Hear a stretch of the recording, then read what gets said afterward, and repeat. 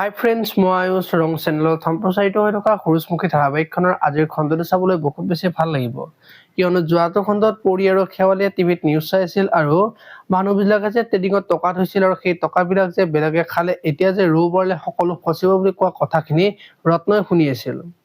আৰু তেতিয়া ৰত্নই ভিতৰলৈ গৈ টিভিটো বন্ধ কৰি দিছিল আৰু তেতিয়া পৰিয়ে তোৰ আকৌ কি হ'ল, টিভিটো বন্ধ কৰি কিয় দিলি বুলি কোৱা দেখিবলৈ পাইছিল। আজিৰ খণ্ডটোত ৰত্নই চিন্তা কৰি বহি থাকিব আৰু তেতিয়া পৰিয়ে তই আকৌ কি ভাবি আছা বুলি কব। যে ট্ৰেডিং কেলেংকাৰীৰ লগত জড়িত আছা বুলি সুধিব, তোৰ কিবা এটা হৈছে কথাটো কি বুলি সুধিব আৰু টিভিত ট্ৰেডিঙৰ নিউজ দিয়াৰ লগে লগে বন্ধ কৰি দিছিলে সঁচা কথাবোৰ ক বুলি সুধিব।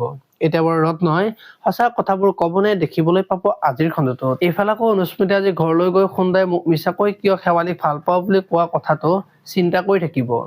আৰু সোণদায়ো মোক ভাল পাইছিল, কিন্তু অংশুদাৰ কাৰণে সোণদাই মোৰ আগত শেৱালিক ভাল পাওঁ বুলি মিছাকৈ কৈছিল বুলি ভাবি থাকিব। এতিয়া বাৰু অনুস্মিতাই সোণক কি কব দেখিবলৈ পাব আজিৰ খণ্ডটোত। আপোনালোকেও সূৰুযমুখী ধাৰাবাহিকখন চাই কেনেকুৱা পায় কমেন্ট কৰি জনাব।